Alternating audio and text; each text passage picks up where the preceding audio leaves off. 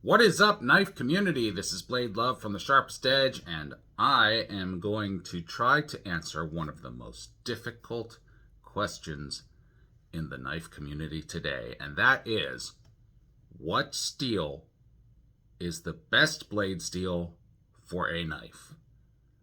And I hope to create a great discussion because I know this is like hot politics in the knife community, in the knife world. Everybody thinks that their steel is the best steel, that all the rest of the steels are crap, or, you know, there's so many different varying opinions. But we're going to take a look at several examples of knife steels and the pros, the cons, and we're going to try to make a reasonable, logical, thought-provoking answer if possible. So let's thank Level Joe, my YouTube subscriber, for giving me the inspiration to actually get working on this video and bring it out to life. So let's get started right now. So let's open the discussion with some examples of really hard steels like ZP189, S90V, S110V, and Maximet steel. Really great edge retention. Definitely hard to sharpen, but worth it when you get it just right. My issues with those particular blade steels, they're very brittle. They really won't take the hardcore abuse. Like, I wouldn't suggest basically dressing a deer, because I think if you would hit the bone, you really risk chipping the blade or breaking the point off more than you would at the lower tier steels. They have a very high carbon and chromium amount in them, so you know it does kind of bring them to the point that they can rust a little bit more than your usual knife, but that all can fall into general maintenance as well. So that would definitely be your preference if you want it for slicing or you want it for environmental longevity. There's a lot of options there, but those would be the hardest steels that I use for this particular example. Let's move on to the next series of steels. So let's talk about one of the community's favorite sets of steels, M390, MagnaCut, and CPM S30V. These steels offer almost the best of each world. Great edge retention, high corrosion resistance, and a great durability. Are they perfect for every application? No.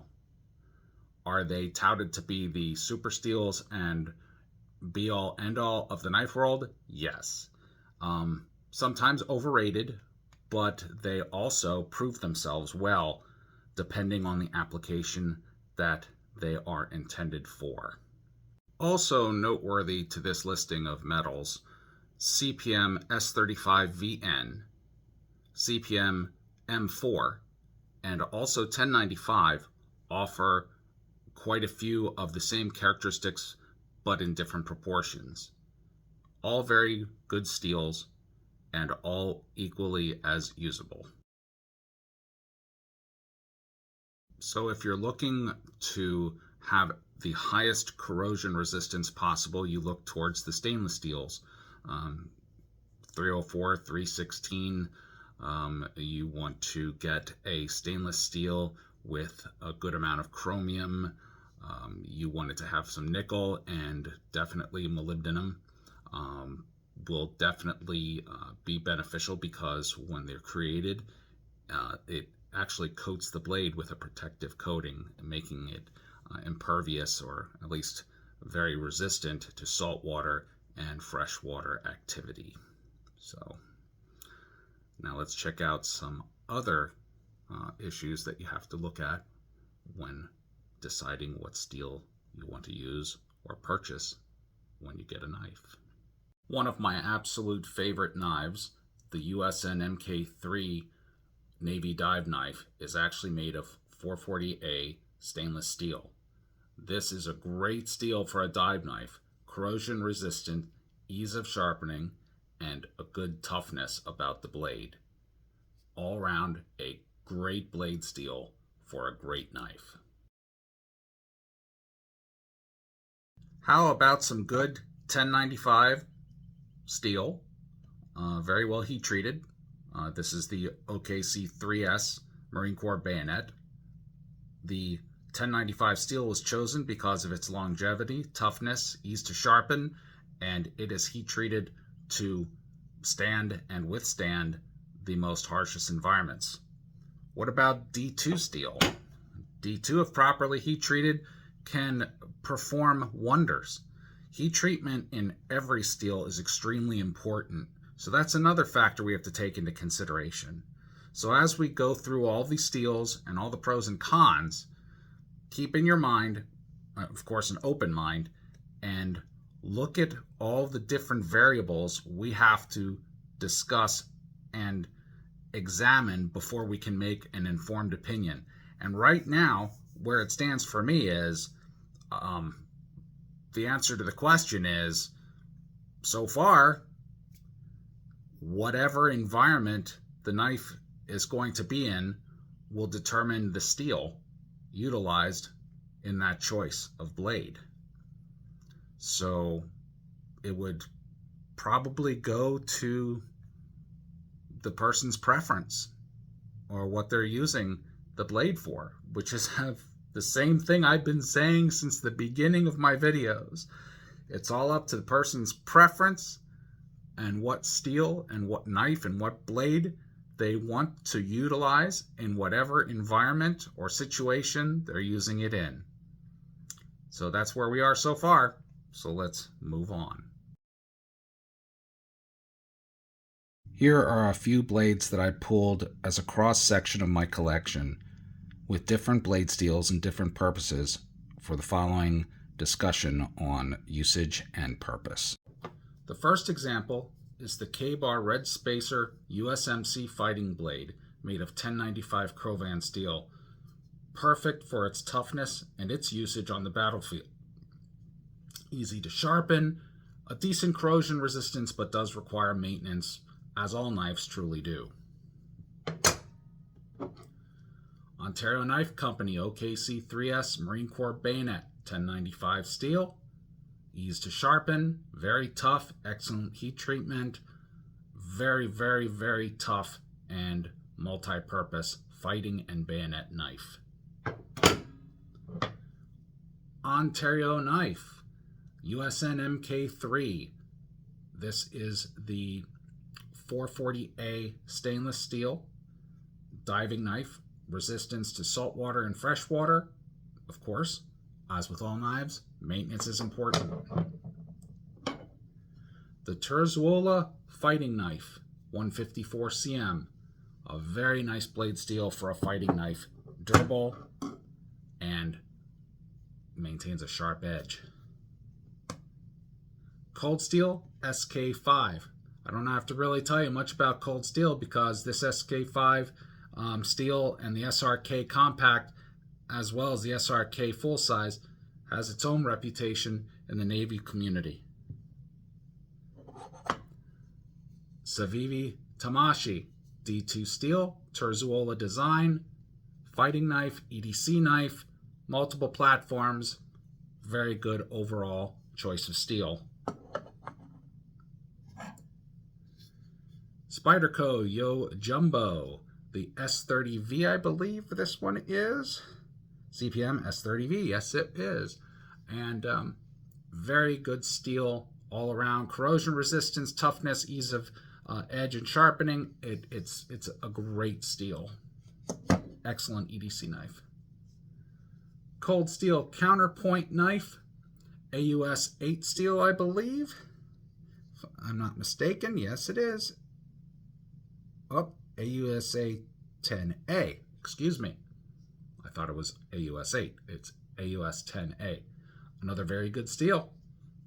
But cold steel is known for their sharpness of blades and excellent corrosion resistance.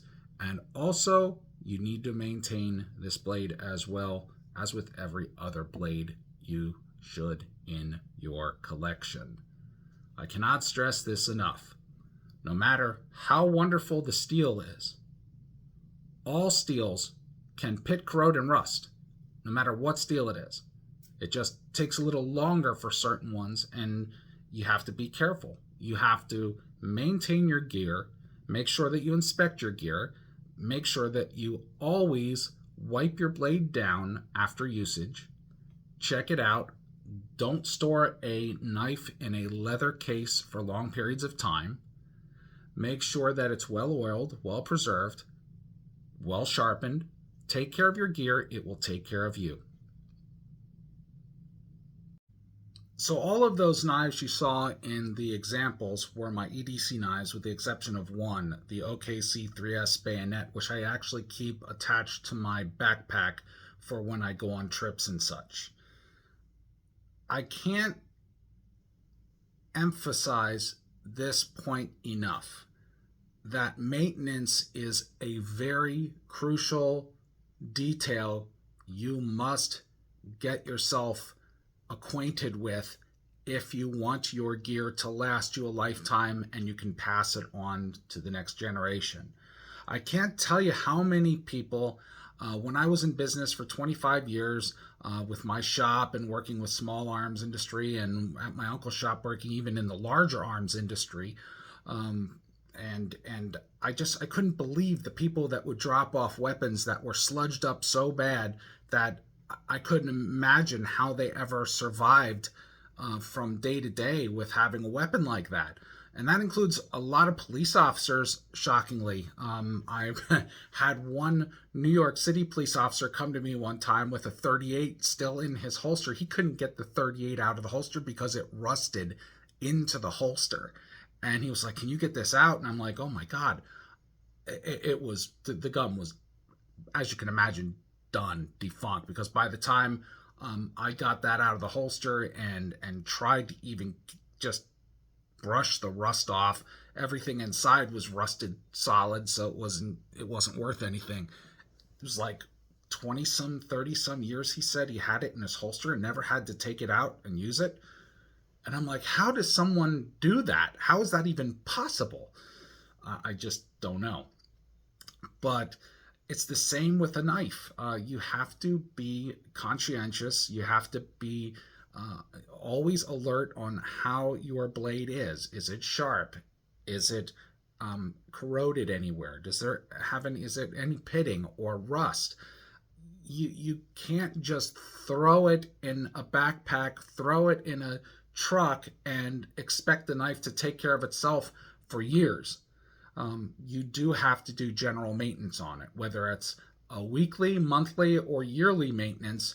You need to keep your gear well maintained if you expect it to keep you well maintained. So that's about it for this video. So I have to say, I will be back in a few moments with some final thoughts and my opinion on the answer to the question that this video is attempting to answer, which is the best steel available on the market and why.